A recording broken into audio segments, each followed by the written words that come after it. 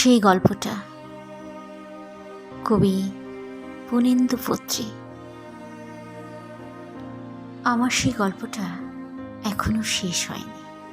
শোনো, পাহাড়টা আগেই বলেছি ভালোবেসেছিল মেঘকে, আর মেঘ কিভাবে শুকনো খটখটে পাহাড়টাকে বানিয়ে তুলেছিল ২৬ বছরের ছোকরা, সে তো আগেই শুনেছ।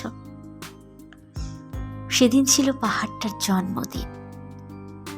পাহাড় মেঘকে বললে, আজ তুমি লাল শাড়ি পরে আসবে। মেঘ পাহাড়কে বললে, আজ তোমাকে স্নান করিয়ে দেব চন্দন জলে। ভালোবাসলে নারীরা হয়ে যায় নরম নদী, পুরুষেরা জ্বলন্ত কাঠ।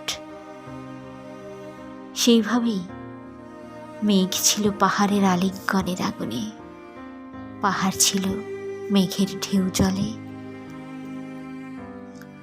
হঠাৎ আকাশ জুড়ে বেজে উঠল ঝড়ের জগঝম্প।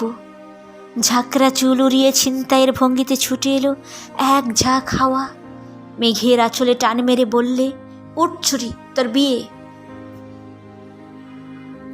এখনো শেষ হয়নি গল্পটা। বজ্রের সঙ্গে মেঘের বিয়েটা হয়ে গেল ঠিকই, কিন্তু পাহাড়কে সে কোনো দিন ভুলতে পারল না। বিশ্বাস না হয়তো চিঠে দেখতে পারো। পাহাড়টার হাড় পাঁজর ভেতরে থই থই করছে শত ঝর্ণার জল।